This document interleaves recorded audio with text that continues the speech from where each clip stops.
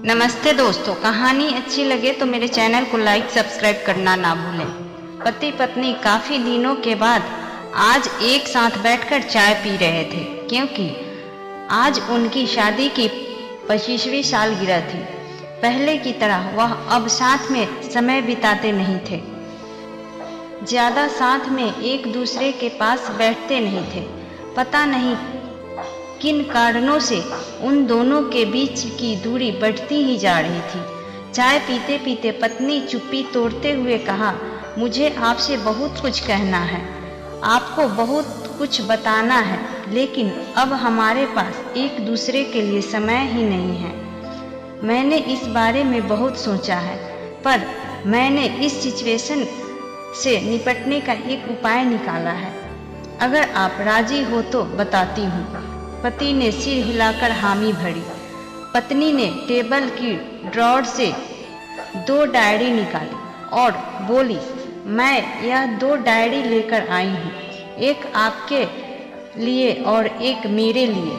आज के बाद हम दोनों को एक दूसरे से जो भी शिकायतें होंगी वह हम अपनी डायरी में लिखकर रखेंगे।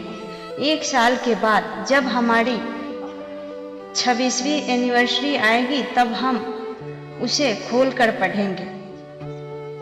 तब हमें एक दूसरे की उन चीज़ों या आदतों के बारे में पता चलेगा जो हमें नहीं पसंद है, और हम उन्हें सुधार पाएंगे या कोई उपाय कर पाएंगे। पति को भी पत्नी का आइडिया पसंद आया और उसी दिन से डायरी में लिखना शुरू हो गया। देखते ही देखते 1 वर्ष बीत गया और 26वीं एनिवर्सरी का दिन आ गया। पति पत्नी दोनों ही डाइनिंग टेबल पर बैठकर चाय पी रहे थे और पास में दोनों की अपनी अपनी डायरी रखी हुई थी, जो उन्होंने एक दूसरे के साथ बदल दी।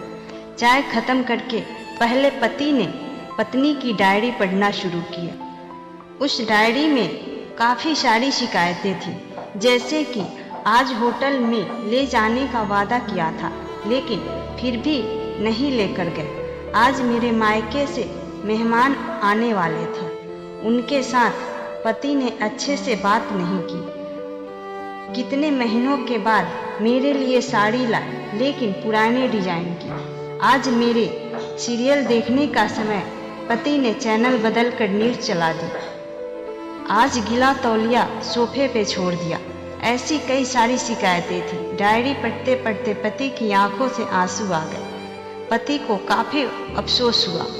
वो अपनी पत्नी से बोला, मुझे इन गलतियों के बारे में एहसास ही नहीं था, लेकिन अब मैं तुमसे वादा करता हूँ कि ऐसी गलतियाँ मैं अब फिर से नहीं दोहराऊंगा।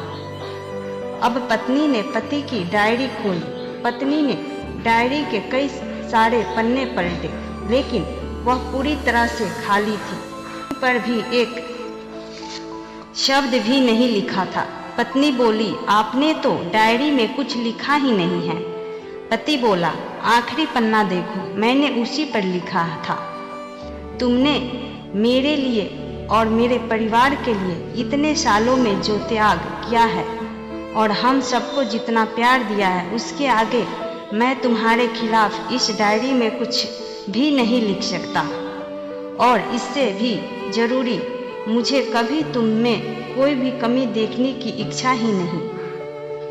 ऐसा नहीं है कि तुम में कोई कमी नहीं है, लेकिन तुम्हारे प्यार, समर्पण और त्याग के आगे तुम्हारी कोई भी कमी बहुत छोटी है।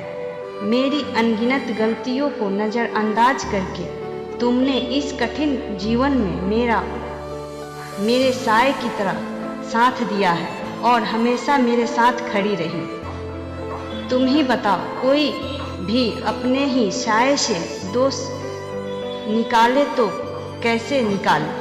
अब पत्नी की आंखें नम। पत्नी ने पति के हाथ से अपनी शिकायतों की डायरी ले ली और उसे जला दिया। पति पत्नी का रिश्ता एक दूसरे के विश्वास पर टिका होता है और उसी से वह मजबूत होता है। उम्र के एक दौर में पति पत्नी को एक बात अच्छे से समझ लेनी चाहिए कि दूसरों में गलतियां और कमियां निकालने के बजाय अगर यह याद रखा जाए कि उसके साथी ने उसके लिए कितना त्याग किया है, तो इससे उनका रिश्ता और भी ज्यादा मजबूत होगा।